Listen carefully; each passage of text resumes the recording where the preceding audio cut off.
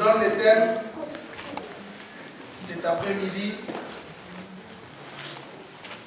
Jésus-Christ est le meilleur, le parfait, le supérieur et l'excellent. Jésus-Christ est le meilleur, le parfait, le supérieur et l'excellent. Aujourd'hui, nous voulons faire une petite étude. Nous allons lire beaucoup de versets. Nous voulons baser cette étude sur les livres, l'épître, donc l'épître aux Hébreux. C'est là que nous avons trouvé tous ces mots qui s'apparentent à Jésus. Jésus-Christ est le meilleur, il est le parfait, il est le supérieur et il est l'excellent. Que Dieu bénisse notre modératrice pour nous avoir entraînés dans l'adoration, cette adoration sur Jésus qui est le meilleur, sur lui qui est le parfait, sur lui qui est le supérieur, sur lui qui est l'excellent. Mes amis, tous ces mots, je les ai trouvés à l'épître aux Hébreux. Je dis que je veux réfléchir avec vous sur une petite étude que nous avons faite pour comprendre comment cet auteur représente Jésus, situe Jésus, élève Jésus. Il y a des moments où nous devons comprendre que celui que nous adorons n'est pas n'importe qui, même si nous le savons, mais nous devons aussi le savoir dans la parole de Dieu, ça nous bénit énormément. Vous ne pouvez pas comprendre l'épître aux Hébreux si vous n'avez jamais lu les livres d'Exode. Vous ne pouvez jamais comprendre l'épître aux Hébreux si vous n'avez jamais lu les livres de Lévitique. Ces deux livres de l'Ancien Testament, Exode et Lévitique, constituent l'arrière-plan de la compréhension du livre de l'Hébreu, donc de l'épître aux Hébreux. L'auteur de cette épître fait une comparaison entre les sacerdoces lévitiques et les sacerdoces de Jésus. Il établit une différence, il établit une métaphore, il fait une typologie, il fait comparer ce qui s'est passé dans le tabernacle en rapport avec Jésus au Nouveau Testament. Il considère que ce qui s'était passé dans l'Ancien Testament, dans les sacrifices, dans le sacerdoce, dans le tabernacle, n'était que l'ombre de choses à venir en Jésus. N'était que l'image de choses qui viendraient en Jésus. N'était que la figure de ce qui serait venu en Jésus. Donc, pour lui, les réalités de l'Ancien Testament, c'est l'image de choses à venir dans le Nouveau Testament à travers Jésus. Alors cet auteur, mes amis, a des termes qu'il utilise à propos de Jésus. Pour lui, d'ailleurs, si vous voulez comprendre les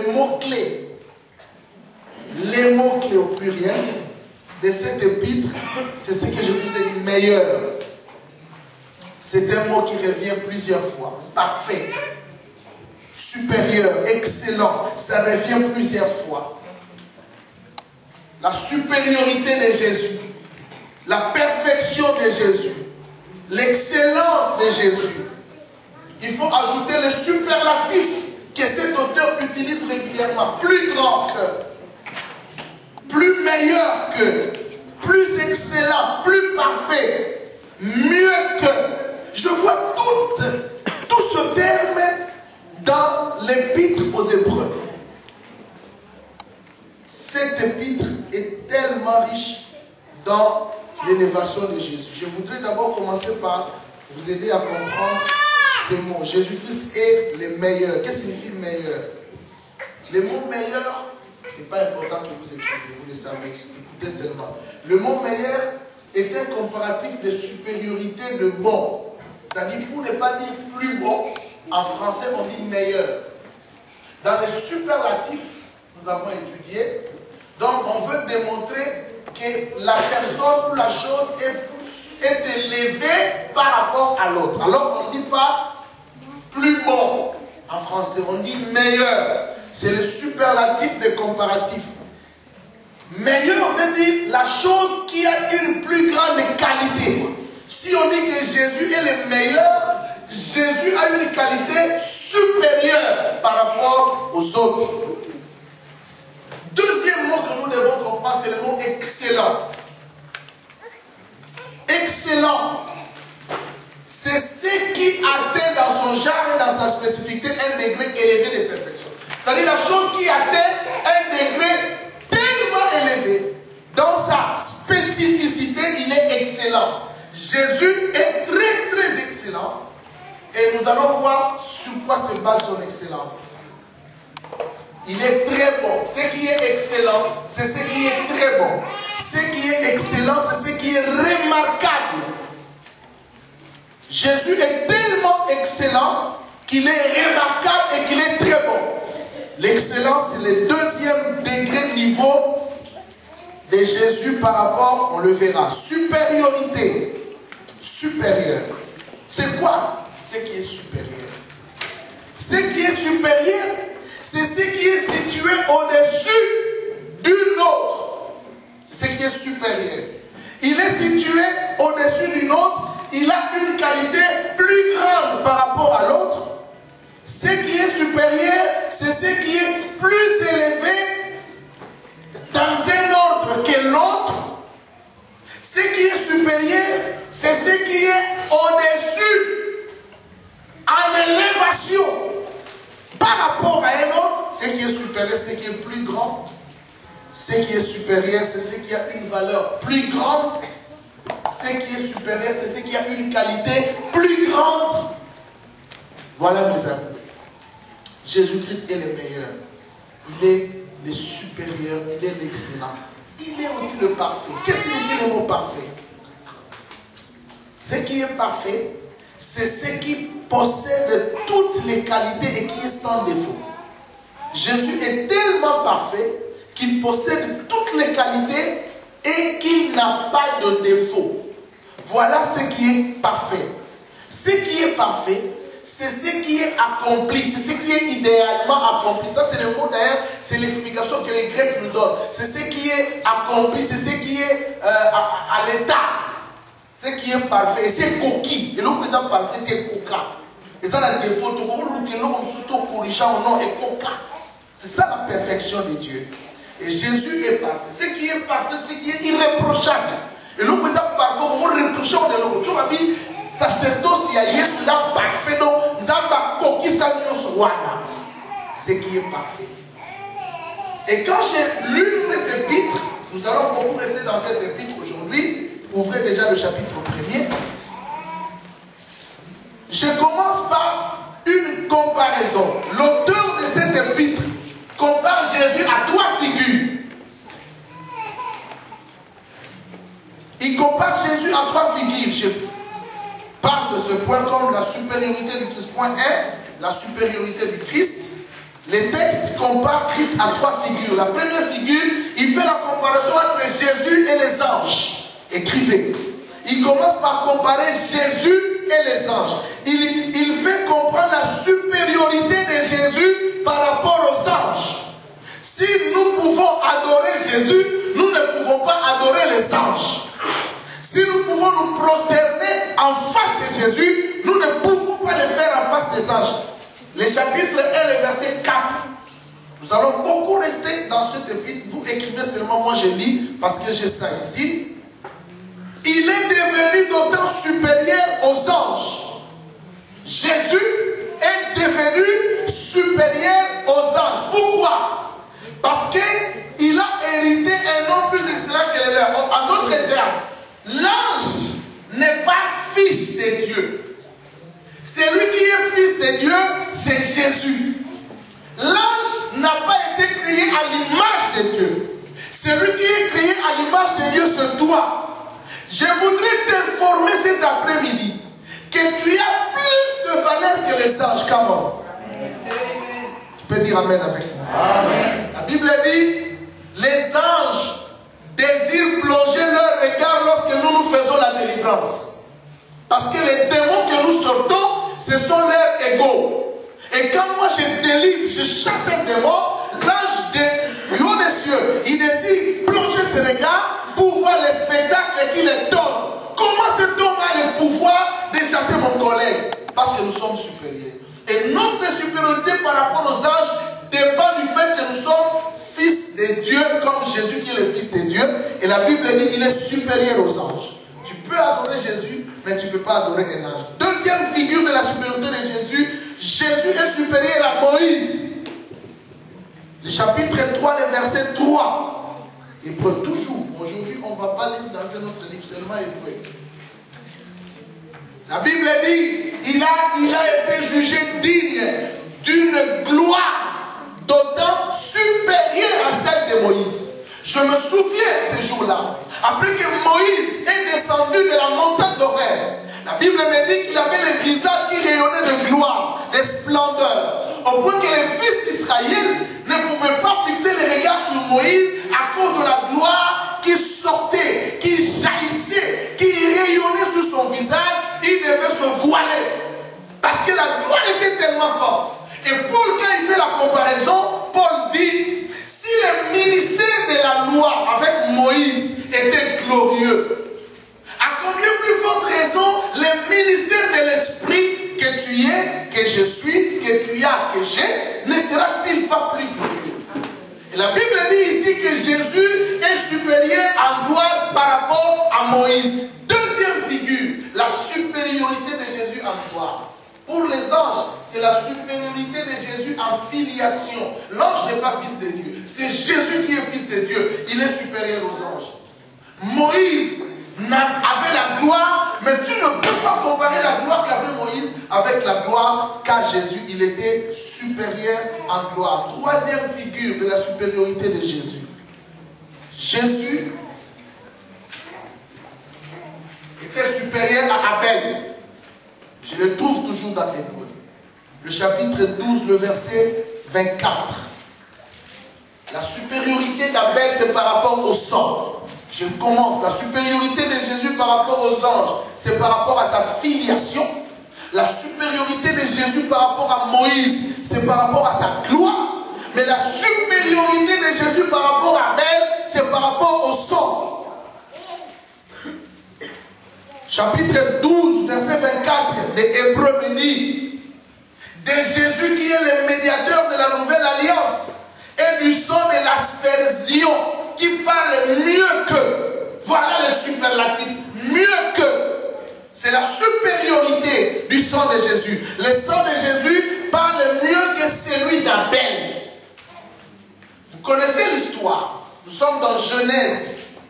Caïn a tué son frère Abel. Abel est décédé, mais le sang d'Abel continuait de crier.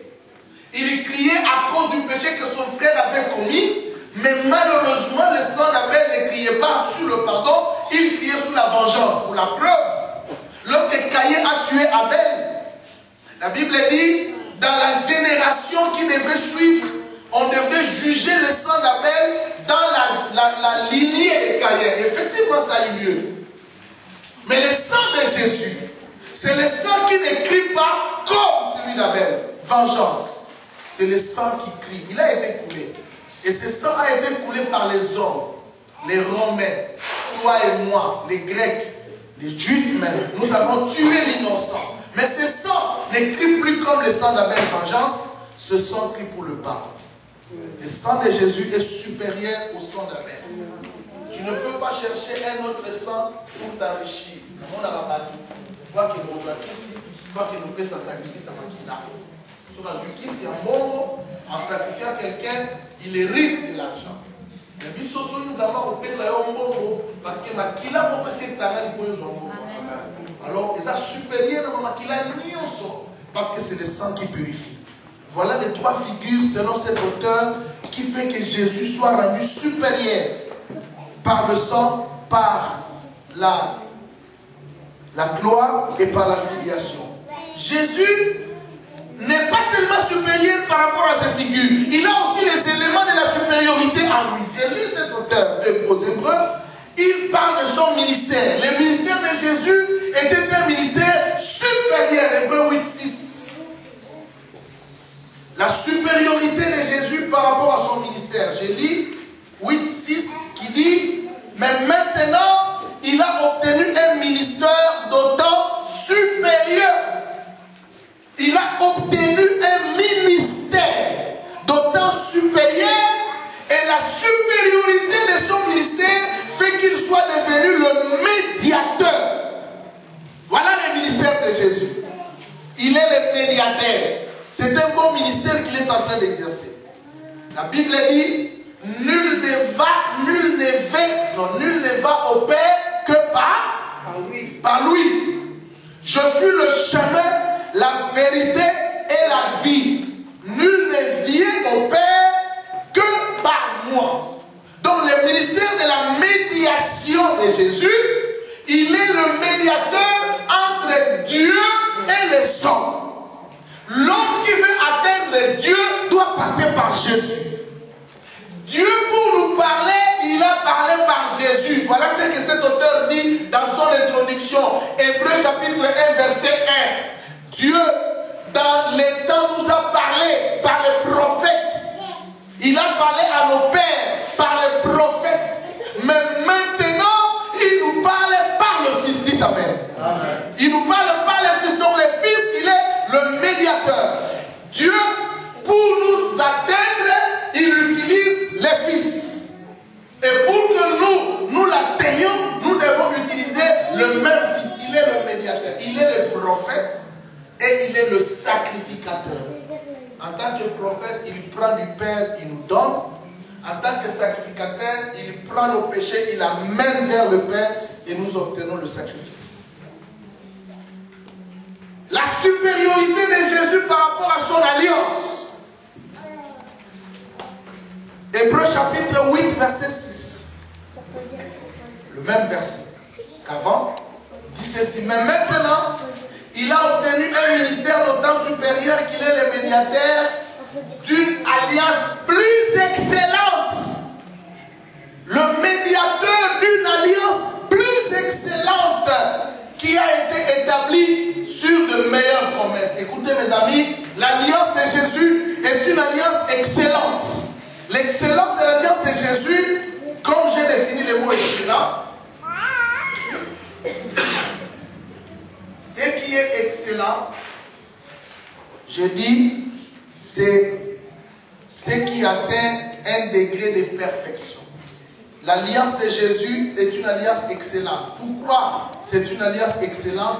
Parce qu'à cause de l'alliance de Jésus, nous avons la protection et la sécurité. Jésus a établi une alliance plus excellente. Ce n'est pas l'alliance parentale. Parce que l'alliance que nous faisons avec nos parents, ils peuvent nous décevoir. La déception de l'alliance que j'ai tissée avec mon père, c'est le jour de son décès. Le jour où mon père est parti, le jour où ma mère peut partir, je perds l'alliance que j'avais avec lui ou avec elle. Mais l'alliance que j'ai avec Jésus, il est mort, l'alliance continue. Je serai mort, l'alliance continue. Aujourd'hui, l'alliance est là. Demain, l'alliance aura lieu. Dans le royaume des cieux, l'alliance sera maintenue. C'est une alliance plus excellente. Avec cette alliance, il me rassure que j'ai la protection. Si je n'ai plus peur des démons, c'est à cause de l'alliance que j'ai avec Jésus. Si je n'ai plus peur de l'échec, c'est à cause de l'alliance que j'ai avec lui. L'alliance me rassure. C'est une alliance plus excellente. Troisième supériorité de Jésus, son sacrifice. L'auteur aux Hébreux dit que le sacrifice de Jésus est plus excellent. Chapitre 10, verset 23. Je lis Hébreux 10, 23. Il était donc nécessaire, puisque les images de choses qui sont dans les cieux devaient être purifiées de cette manière, que les choses célestes elles-mêmes le fussent, par des sacrifices plus excellents. Des sacrifices plus excellents. Le sacrifice de Jésus, mon ami, était un sacrifice plus excellent. Parce qu'aucun sacrifice n'était capable d'effacer le péché. Cet auteur, en comparant les sacrifices de Jésus avec les sacrifices de l'Ancien Testament, il dit que les sacrifices de l'Ancien Testament n'étaient pas capables d'effacer le péché. En sotériologie, c'est-à-dire dans la notion du salut, on parle du sacrifice qui couvre les péchés. Propitiatoire, voilà le mot. Le propitiatoire, c'est lorsque le sang est placé sur la couverture. Le sang là enveloppe les péchés, mais n'efface pas les péchés. Mais le sang de Jésus, il est expiatoire. Le sacrifice de Jésus, il n'est pas propitiatoire, il est expiatoire. C'est le sacrifice qui efface, qui gomme les péchés, qui enlève les péchés. Jean-Baptiste a dit, voici l'agneau de Dieu qui ôte les péchés. Le sacrifice de Jésus a ôté les péchés. Même si ton péché est le plus grave des péchés, à ton loca au liam sacrifice soit des longo la missouma. C'est-à-dire qu'il n'y a pas de péchés qui peuvent résister au sacrifice de Jésus. Tous les péchés, tout le mal est ôté par ce sacrifice. C'est le sacrifice le plus excellent. À cause de ce sacrifice, tu peux tout faire, mais l'œuvre a déjà été accomplie. L'excellence des sacrifices, la supériorité du sacrifice. Quatrièmement, la supériorité du nom de Jésus. Ça, c'est vraiment une christologie très développée dans un seul livre. Cet auteur a élevé Jésus. C'est des livres qu'il faut lire pour adorer Jésus. Dites Amen. Amen. Est-ce que nous lisons Hébreu? Non, là j'ai fait kakaka. Il faut zoner dans d'abord. Vous allez poser adoration. Banda au temps de l'ifro. Banda pour bloquer ma verset, ma phrase.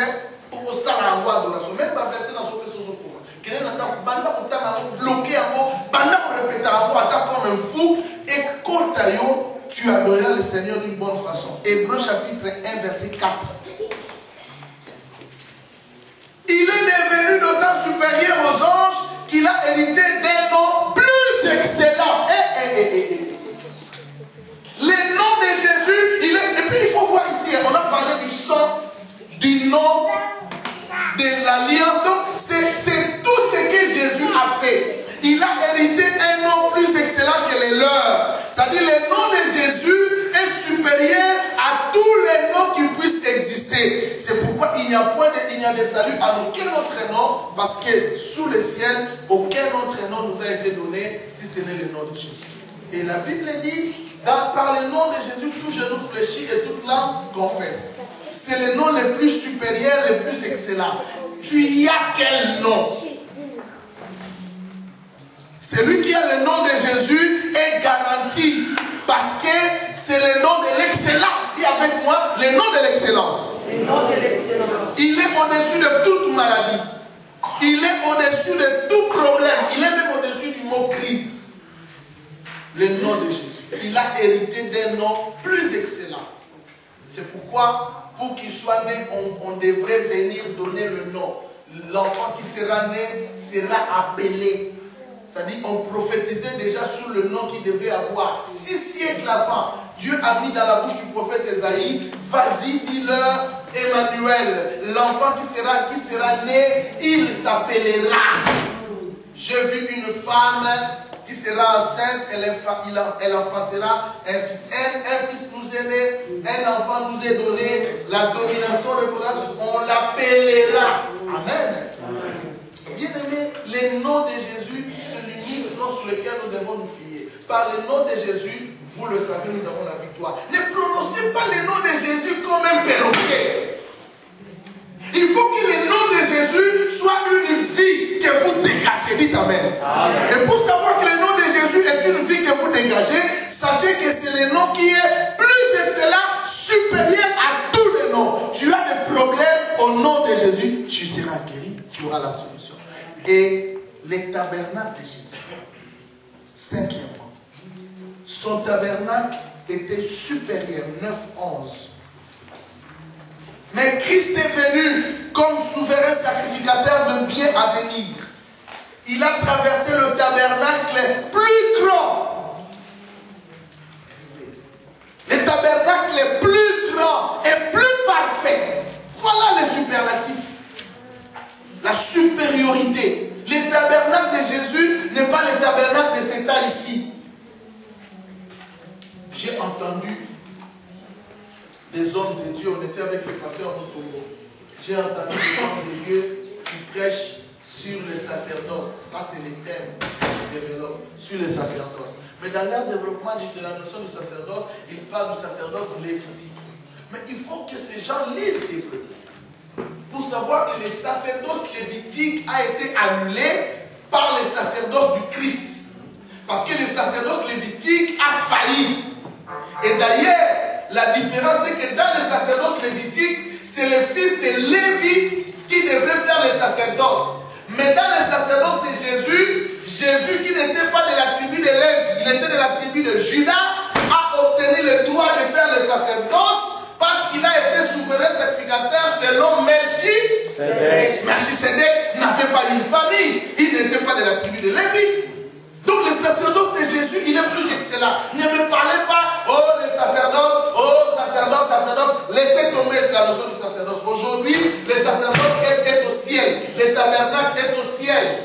Dans ce tabernacle-là, Jésus offre le sang, je parle de sang, la prière pour toi et pour moi. La Bible dit, il intercède pour nous. Dites amen. Même lorsque tu te trouveras dans un état où tu es KO, oh la leminanga, force et Koya était le misso, et sa prière n'a raté, et sa prière à Janine, Jésus intercède pour toi. Le fils qu'il intercède pour moi, qu'est-ce que je peux faire? Je lui dirai merci. Remercier, il y a bon et la bonne ayo.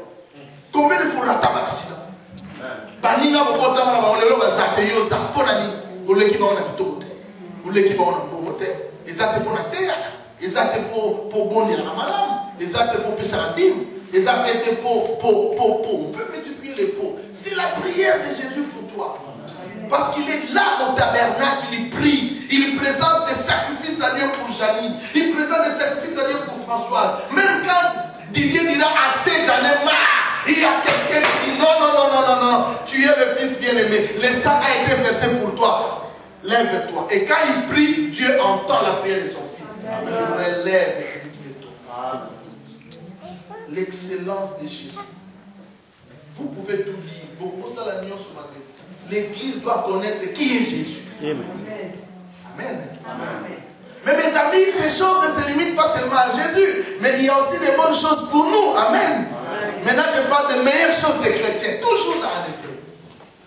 Le Seigneur a fait que les mots meilleurs là ne se limitent pas seulement à Jésus. Là, nous avons parlé des meilleurs de Jésus. Maintenant, les meilleurs des chrétiens. Il y en a dans la Bible des bonnes choses pour nous, avec seulement le superlatif meilleur. Je commence le premier élément pour les chrétiens.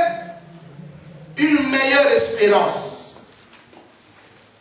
Jésus-Christ me dit que l'espérance qu'il nous accorde, c'est une meilleure espérance parce que vous pouvez avoir toutes les autres espérances, mais celle-là est la plus supérieure. Je lis au chapitre 7, au verset 19. Voilà ce que me dit ce texte, car la loi n'a rien amené à la perfection. Et introduction d'une meilleure espérance par laquelle nous nous approchons de Dieu. Hébreux chapitre 7 verset 19. Une meilleure espérance, écoutez, par laquelle nous nous approchons de Dieu. Je m'approche de Dieu parce que j'ai une espérance qui est meilleure. Pourquoi elle est meilleure? Parce que l'espérance de Dieu ne trompe point. Amen. Alléluia. Romain dit l'espérance ne trompe point. Moto ya likaka azwanamaka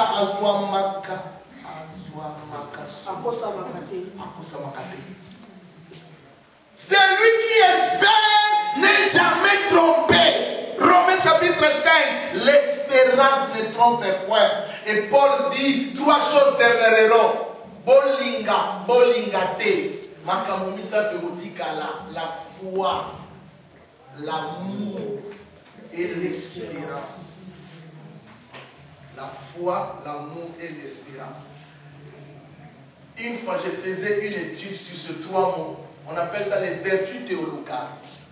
Dans toutes les lettres de Paul, ce qu'il cherchait à savoir chez les chrétiens, c'était ces 3 choses. Il a écrit ça aux Romains, il a écrit ça aux Corinthiens, aux Philippiens, aux Colossiens, aux Éphésiens, aux Thessaloniciens. Non, on peut savoir non.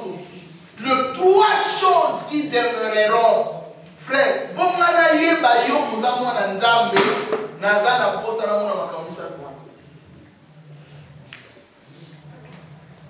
Je prendrai mon corps pour être brûlé, même si j'ai entré dans le feu pour qu'on me brûle. Si je n'ai pas l'amour, je ne suis rien. Je peux avoir les dons. Oh, le don, il y a comme on a l'école, il faut moi ma famille na Yesu parce qu'on peut me balayer. Si je n'ai pas l'amour, je ne suis rien. La cause de la grande opération, je donne les dons jusqu'à me donner. Si je n'ai pas l'amour, je ne suis rien. Alors il dit, maintenant ces trois choses demeurent. La foi, l'espérance et la charité. Il précise que la plus grande, c'est la charité. Vous savez pourquoi la plus grande, c'est la charité? Parce qu'on espère quand on n'a pas encore atteint la chose espérée. Le jour où on atteindra la chose espérée, l'espérance c'est fond. Est-ce que vous comprenez là? Nous espérons là-bas. On a célibataire. Même pour leur parle. Non, espérer sur là-bas. Non, pour l'eau, on a espéré. Il y a ça, il y a espérance de nous. La foi. Oui, nous parlons de la foi parce que nous n'avons pas encore vu Jésus. C'est lui qui est le consommateur de notre foi. Les jours où nous serons avec Jésus, on aura encore besoin de la foi? Non. Mais attends, l'espérance est fandi. Qu'on y met fandi. Pardon, oui, l'espérance est fandi, qu'on y met fandi.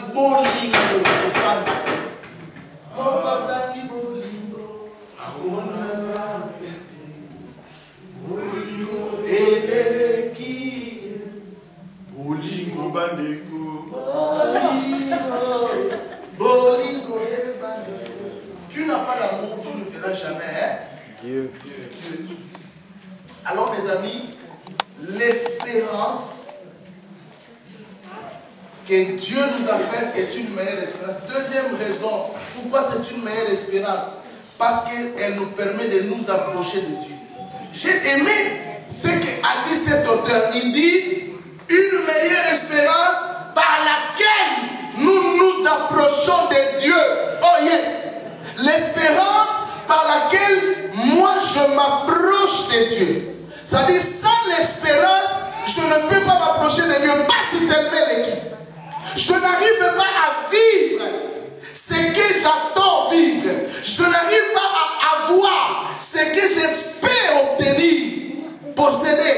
Je n'ai besoin, je n'ai nécessité, je n'arrive pas à les obtenir tous. J'ai des problèmes. Mais qu'est-ce qui me fait approcher vers Dieu en dépit de mes difficultés? C'est l'espérance. L'espérance. Et l'Ikia n'a baissé les bras, comme on dit en français, ne baisse pas les bras. Celui qui baisse les bras n'a plus d'espérance. Et puis, vous verrez une telle personne, il peut vous dire clairement, dans l'embi n'a pas.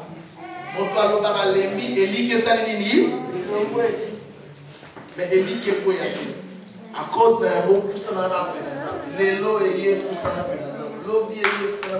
deuxième chose, la meilleure chose pour les chrétiens, une meilleure alliance. Hébreux 7, 22. Une meilleure alliance Dieu nous a accordée. 7, 22. Jésus est par cela même les garants d'une alliance plus excellente. Il est le garant d'une alliance plus excellente qu'il a faite avec Kama.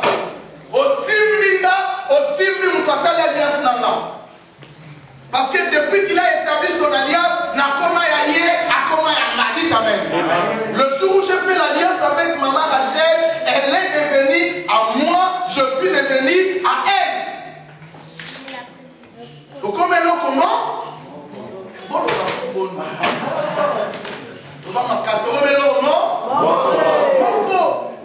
Quand tu fais l'alliance avec Jésus, tu deviens avec lui.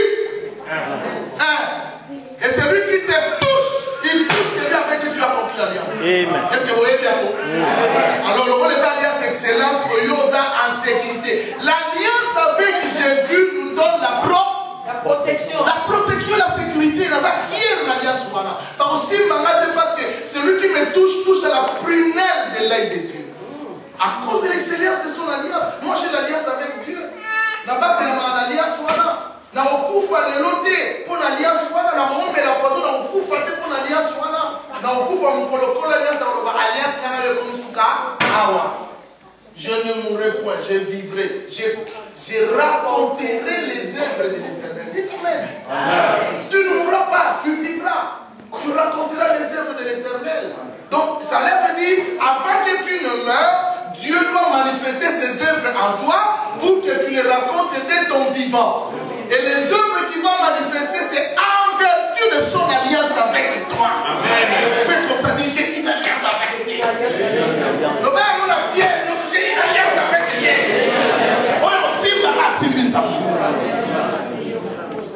Et une alliance plus excellente. Troisième, des meilleures promesses. Des meilleures promesses. Hébreux chapitre 8, verset 6 nous dit ceci. Mais maintenant, il a obtenu un ministère d'autant supérieur qu'il est le médiateur d'une alliance plus excellente qui a été établie sur les meilleures promesses. Dans la dernière phrase, et frappez-la. Dans mon lit, j'ai constaté trois superlatifs dans un même verset. Suivez-moi bien. Il a obtenu un ministère supérieur qui a fait de lui le médiateur d'une alliance plus excellente, établie sur de meilleures promesses. Dis avec moi les meilleures promesses. Les meilleures promesses. Frère, tu n'as pas de promesses, il n'y a pas de pamba. Ma promesse, c'est les meilleures promesses. Est-ce que tu sais que tu as de meilleures promesses? Oui.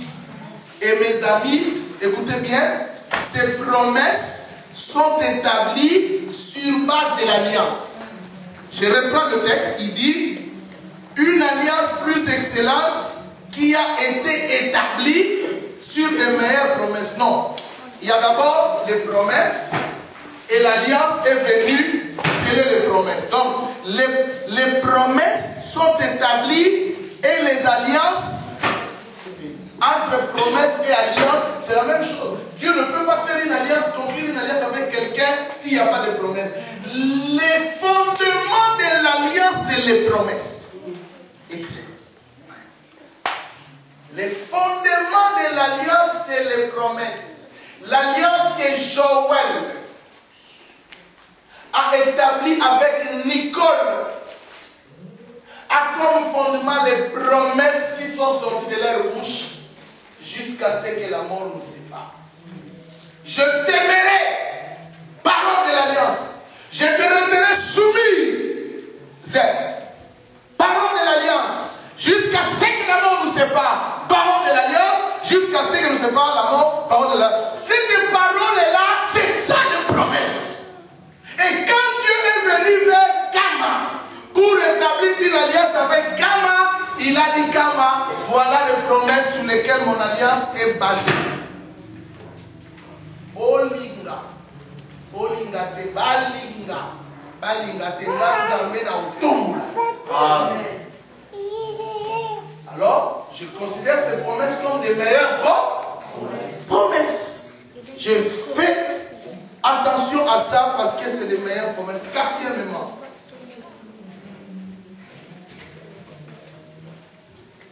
des bien meilleurs. Oh là là. Jésus-Christ ne nous a pas seulement donné des meilleures promesses. Il nous a aussi donné des biens. Bien matériels, des biens meilleurs. Hébreux 10, 34. Et en effet, vous avez eu de la compassion pour les prisonniers. Et vous avez accepté avec joie l'enlèvement de vos biens, sachant que vous avez des biens meilleurs. Oh yes. Et qui durent toujours. J'ai compris que nos biens sont meilleurs pour deux raisons. D'abord, parce que ce sont des biens qui durent toujours. Dis avec moi, qui durent toujours. Il y a quelques jours, j'étais navré pour la Belgique. Nous avons appris nous tous avec consternation les licenciements de 1400 travailleurs de l'usine Caterpillar en Gossely, à Charleroi. quelques mois avant, il y avait les licenciements de plus de 3 000 ou 4 000, je ne sais pas moi, des travailleurs, c'était quoi, Arcelor. Cette cumul de licenciements réduit l'économie du pays. Le chômage s'accentue. Mais Dieu me dit de te dire aujourd'hui, si tu te donnes un CDI, c'est un bien. Dites amen. Amen. Mais ton CDI va durer toujours. Parce que les biens qu'il nous donne durent tout. Bakuya pour ça la licenciement, maintenant nous avons des biens qui durent. La crise va frapper, mais Dieu nous donne des biens meilleurs. Ils sont meilleurs parce qu'ils durent toujours. Cinquièmement, Dieu nous donne une meilleure résurrection. Hébreux 11, 35. Jésus-Christ nous donne une meilleure résurrection. Des femmes recouvrèrent leur mort par la résurrection. D'autres furent livrés au tourment et n'acceptèrent point de délivrance afin d'obtenir une meilleure résurrection. Vous savez, sur le plan eschatologique, la meilleure résurrection, c'est la première résurrection. Et la première résurrection, c'est la résurrection de l'église enlevée. Donc toi, si tu fais partie de l'église, tu seras enlevé et tu vas bénéficier d'une meilleure résurrection.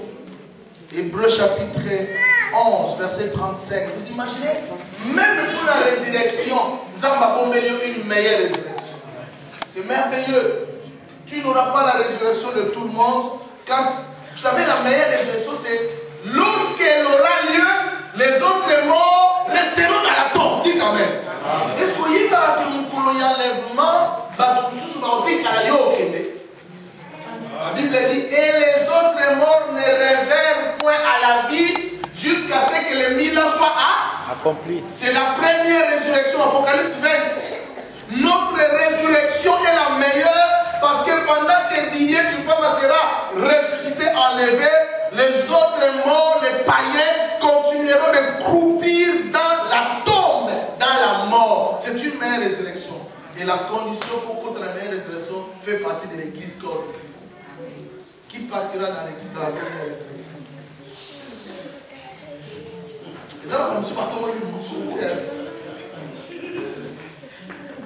Enfin, une meilleure cité, une meilleure patrie. Non seulement tu auras une meilleure résurrection, cet auteur dit, tu auras aussi une meilleure cité. Comment ça s'appelle cette cité-là? La Nouvelle Jérusalem. Chapitre 11, verset 16. Mais maintenant, ils en désirent une meilleure, c'est-à-dire une céleste. C'est pourquoi Dieu n'a pas honte d'être appelé leur Dieu, car il leur a préparé une cité. Une cité. Jésus a dit, je vais vous préparer une place. Lorsque je m'en serai allé et que je vous aurai préparé une place, je reviendrai, je vous prendrai, afin que là où je suis, vous soyez aussi. Et ici on dit, Dieu a préparé une cité. Il y a toute une cité qui est préparée pour nous, toute une ville qui est préparée pour nous, toute une Jérusalem qui est préparée pour nous. Mais c'est une cité meilleure. Ce n'est pas comme le New York qui peut aujourd'hui connaître les ouragans, les tempêtes. Mais notre cité ne connaîtra jamais les tempêtes. Notre cité ne connaîtra jamais les inondations. Nous voulons conclure avec le verset de Hébreux 6, 9.